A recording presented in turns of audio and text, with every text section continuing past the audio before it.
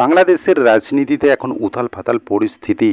তো স্বাভাবিকভাবেই এই যে কোটা আন্দোলন এবং তার পরবর্তী সময় ইউনূসের মসনদে বসা, এই ঘটনার পরবর্তী সময়ে আমরা দেখেছি যে সেখানে একের পর এক যে সমস্ত ঘটনাগুলো ঘটেছে সেগুলো কার্যত একটা গণতান্ত্রিক দেশে কাম্য বা কাঙ্ক্ষিত বিষয় নয়, কিন্তু ঘটে চলেছে।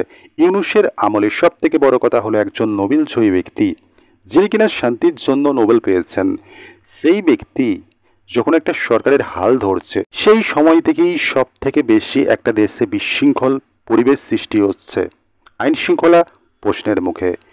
যত্রতত্র মৌলবাদী কঠোরপন্থীদের বাড়বাড়ন্ত দেখা যাচ্ছে এবং সাম্প্রতিককালে এমনই একটা নিদর্শন, মৌলবাদীদের যে বাড়বাড়ন্ত বেড়েছে, বাংলাদেশের যে আইন শৃঙ্খলা বলতে কিছু নেই তেমনই কিন্তু এই ঘটনা প্রমাণ দেয়।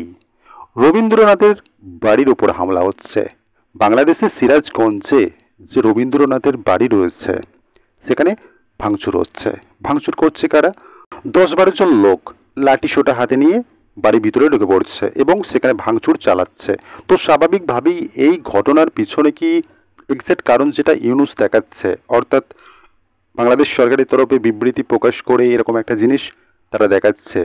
তারা বলছে সাইকেল রাখার টোকেন দেওয়া নিয়ে ঝামেলার সূত্রপাত হয়। তারপরে কি করছে এই সমস্ত ব্যক্তিরা? রবীন্দ্রনাথের বাড়ির উপর হামলা চালিয়ে দিচ্ছে। রবীন্দ্রনাথ ঠাকুরের বাড়ির উপর হামলা চালিয়ে দিচ্ছে, সেখানে আসবাবপত্র ভেঙে দিচ্ছে এবং তাণ্ডব চালাচ্ছে। এবং এই বিষয়টা নিয়েই কিন্তু বাংলাদেশ সরকার, ইউনূস সরকার বিবৃতি প্রকাশ করছে যে ঘটনায় প্রশাসনের তরফে সিট গঠন করা হয়েছে, দুজনকে গ্রেপ্তার করা হয়েছে এবং সর্বশেষ যে বিষয়টা বলছে ইউনূস, সাম্প্রতিককালের এই ঘটনাকেও তারা কোথাও না কোথাও খাটো করে দেখাচ্ছে, একটা ছোট্ট বিবাদ।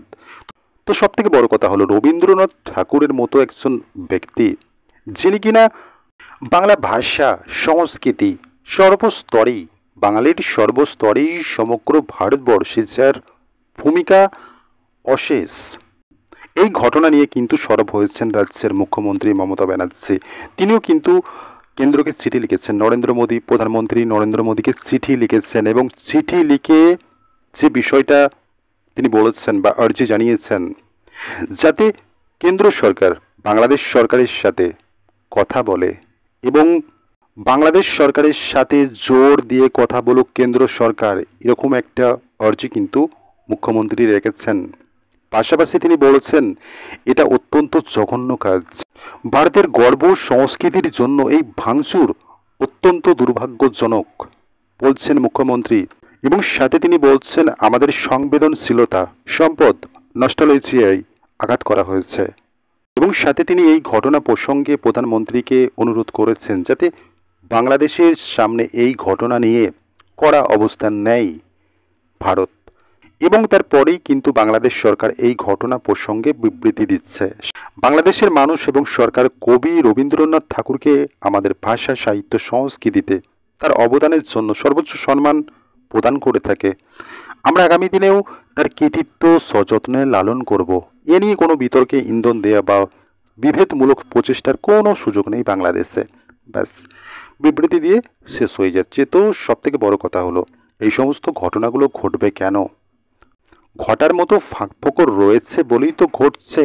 একের পর এক ঘটনা তো ঘটছে বাংলাদেশে, এটা তো নতুন কিছু নয়। আর এই ঘটনা, এই যে রবীন্দ্রনাথ ঠাকুরের বাড়ির উপর হামলা চালাচ্ছে একদল দুষ্কৃতী, তো স্বাভাবিকভাবেই তাদের দুঃসাহস কতটা, আইনের ভয় যে তাদের নেই কার্যত এই কর্মকাণ্ডটা সেটাই কিন্তু প্রমাণ দিচ্ছে। অন্যদিকে ইউনূস সেই ঘটনাটাকে ছোট্ট করে দেখাচ্ছে।